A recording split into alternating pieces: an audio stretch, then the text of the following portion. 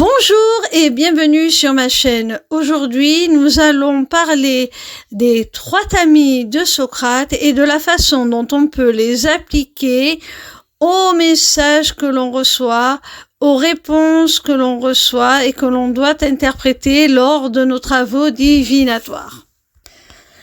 Introduction. Pour commencer, définissons clairement la notion des 3 tamis de Socrate et leur histoire. Les 3 tamis de Socrate trouvent leur origine dans une anecdote ancienne. Un jour, un homme vint à Socrate pour lui révéler des informations sur un ami. Socrate, avant même d'écouter, l'interrompit et lui demanda s'il avait passé ses paroles à travers 3 tamis. Perplexe, l'homme demanda quel tamis. Socrate répondit: le premier tamis est celui de la vérité. As-tu vérifié si ce que tu me dis est vrai? L'homme admet qu'il ne l'a pas fait. Socrate poursuit: le deuxième tamis est celui de la bonté. Est-ce quelque chose de bon que tu veux me dire à propos de mon ami? L'homme hésite et Socrate continue. Le troisième tamis est celui de l'utilité. Est-ce utile que tu me racontes cela sur mon ami? L'homme reconnaît que ce n'est pas nécessairement utile. Cette histoire forme la base des 3 tamis. Nous allons maintenant les détailler et voir pour chacun d'eux comment ils s'appliquent à l'interprétation dans les arts divinatoires. Partie 1, la vérité. Pour Socrate, la vérité est la recherche rigoureuse de la réalité derrière chaque information. C'est la quête constante de vérification des faits avant de les considérer comme vrais. Dans les arts divinatoires, le tamis de la vérité nous invite à chercher la véracité derrière chaque message reçu. Cela implique d'examiner minutieusement les détails des symboles ou des cartes pour garantir des interprétations fondées sur des éléments tangibles plutôt que sur des hypothèses subjectives.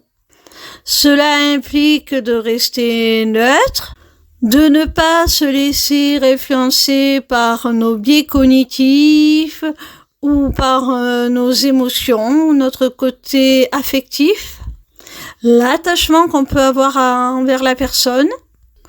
Vous l'aurez compris, de rester le plus impartial possible et parfois de s'en tenir strictement, pour cela, à la signification primordiale des cartes, quand c'est nécessaire, et ne pas chercher à en déformer la signification pour en donner une interprétation qui arrondisse un peu les angles. Partie 2, la bonté.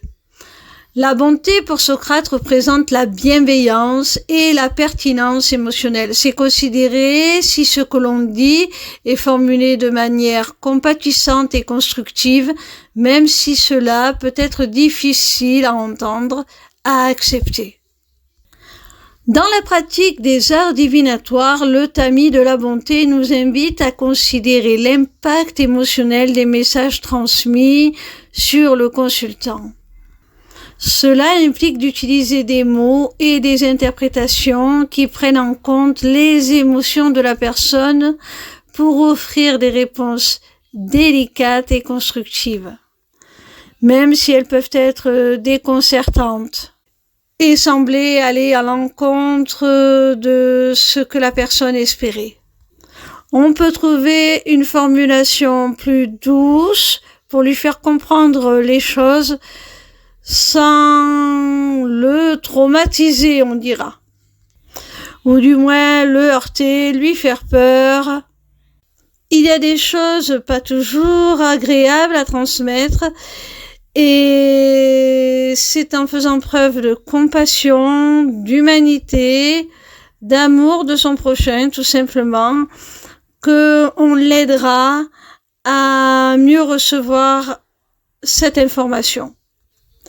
Partie 3, l'utilité. L'utilité, selon Socrate, se concentre sur la pertinence pratique des informations transmises.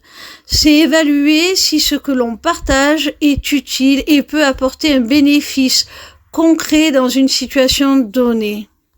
Je le vois un peu comme les critiques que l'on peut faire, ou recevoir d'ailleurs. Certaines sont juste méchantes et ne servent à rien, alors que d'autres peuvent être considérées comme constructives et nécessaires au bon développement de la personne qui les entend, et donc par la même occasion lui être utile. En utilisant le tamis de l'utilité dans les arts divinatoires, nous évaluons la pertinence des conseils ou des messages transmis. Cela signifie offrir des perspectives et des conseils qui peuvent être appliqués dans la vie quotidienne pour créer un réel changement ou une clarification dans une situation de la personne consultante. C'est utile lorsque ça apporte un nouvel angle de vue à une problématique et que ça peut hypothétiquement permettre de la résoudre.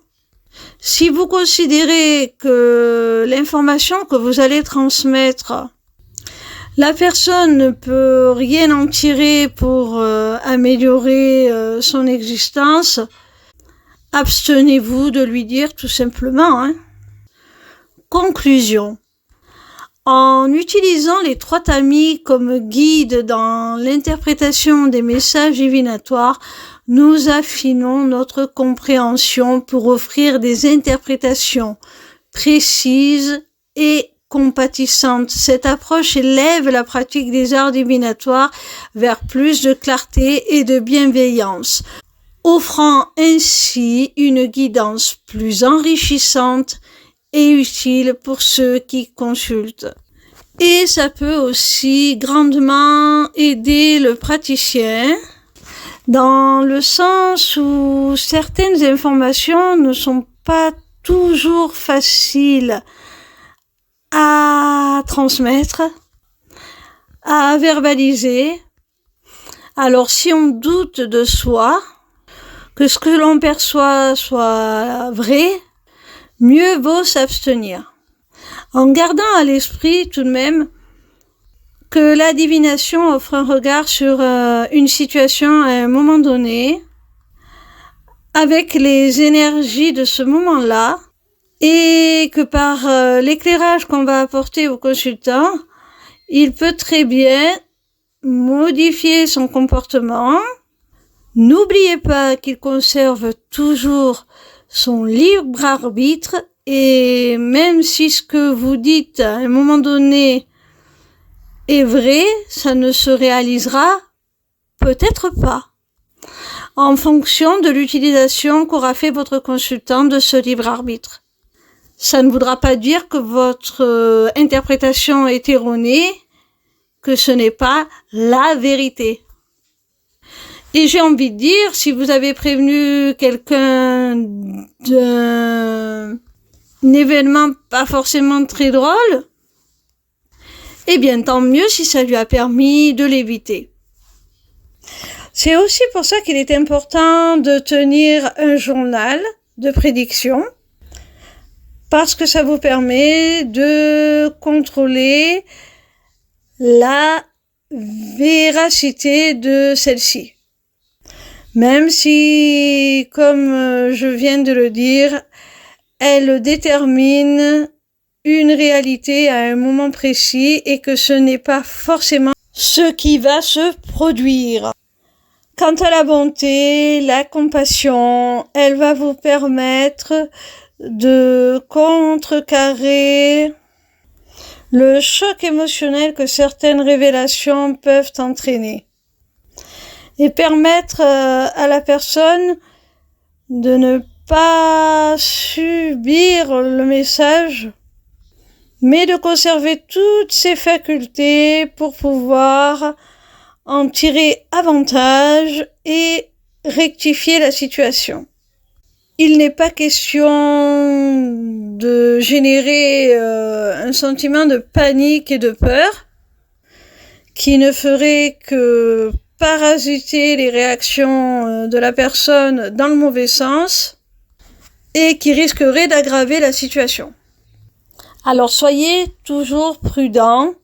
S'il y a des choses que vous avez à dire dans l'intérêt de la personne, dites-le, mais choisissez bien vos mots, choisissez bien le moment, la façon dont vous le dites, et si la personne a besoin de réconfort pour accueillir ce que vous avez à lui dire, surtout, soyez bien présent, pleinement présent pour elle. Accompagnez-la du mieux que vous pouvez avec amour et bienveillance. Et surtout sans jugement. Pour ce qui est de l'utilité, je pense qu'elle est en lien aussi avec la bonté parce que c'est faire preuve de bonté que de s'abstenir d'annoncer par exemple une mauvaise nouvelle si cette annonce n'a aucune utilité, si la mauvaise nouvelle ne peut pas être évitée, s'il n'y a aucun moyen pour la personne de s'y préparer, de mieux le vivre, si votre révélation n'est pas suivie d'un éclairage sur les ressources que la personne a pour faire face à cet événement, si votre révélation n'est pas nécessaire à son développement, alors abstenez-vous. C'est faire preuve aussi de respect envers votre pratique, que de respecter ce troisième tamis qui est celui de l'utilité, car les messages que l'on reçoit nous parviennent, on va dire, de plans supérieurs, d'énergie supérieure, et ce n'est jamais une bonne chose de les déranger pour quelque chose de futile, d'inutile. Alors vous pouvez appliquer ce filtre avant même le tirage, avant même l'interprétation. Vous pouvez l'appliquer à la formulation de votre question. Si c'est une question qui franchement ne sert à rien, abstenez-vous de la poser tout simplement. En définitive, on peut déjà, dès le départ, passer notre question sous les filtres des trois tamis. S'il est évident que la question ne nous apportera aucune vérité, aucune révélation claire, parce qu'elle est mal formulée, que si la question ne fait pas preuve de bonté, n'est pas animée de bonté, parce qu'elle concerne peut-être quelqu'un d'autre que votre consultant et qu'elle est beaucoup trop intrusive dans la vie de cet autre, dans l'intimité de cet autre, ou tout simplement parce que la question posée n'est pas éthique, abstenez-vous tout simplement. Par respect pour vous-même, pour votre consultant et pour la pratique des arts divinatoires avec laquelle on ne peut pas se permettre de faire n'importe quoi, abstenez-vous mes petits rayons. J'espère que cette vidéo vous a été utile. N'oubliez pas de vous abonner à ma chaîne pour plus de contenu sur le monde fascinant des arts divinatoires. Merci de m'avoir suivi. Prenez soin de vous et à très bientôt pour de nouvelles missives célestes, car l'univers a toujours un message pour vous. N'hésitez pas à vous rendre sur ma page lesmissivescélestes.fr. Je mettrai le lien dans la description de cette vidéo. Vous y trouverez le lien pour vous inscrire au taroscope qui est une newsletter gratuite par laquelle vous pouvez recevoir chaque semaine vos prédictions signe par signe. Vous y trouverez aussi un accès à mon agenda pour pouvoir prendre rendez-vous avec moi, que ce soit pour une consultation de cartomancie ou pour un rendez-vous découverte de ma formation, l'Académie des arts divinatoires. Et pour finir, vous y retrouverez aussi un lien vers ma boutique Etsy que je viens d'ouvrir et sur laquelle sont mises en vente mes runes, entièrement fabriquées et créées par moi-même. Et je vous réserve une surprise parce que bientôt un deuxième produit sera disponible sur cette boutique. Surveillez bien l'actualité des missives célestes car bientôt seront aussi ouvertes les inscriptions au webinaire gratuit Deviens ton propre guide grâce aux arts divinatoires. N'hésitez surtout pas à me retrouver en live sur TikTok. Je répondrai gratuitement à vos questions tous les soirs du lundi au vendredi à partir de 20h. Au plaisir de vous y retrouver, je vous embrasse mes petits rayons.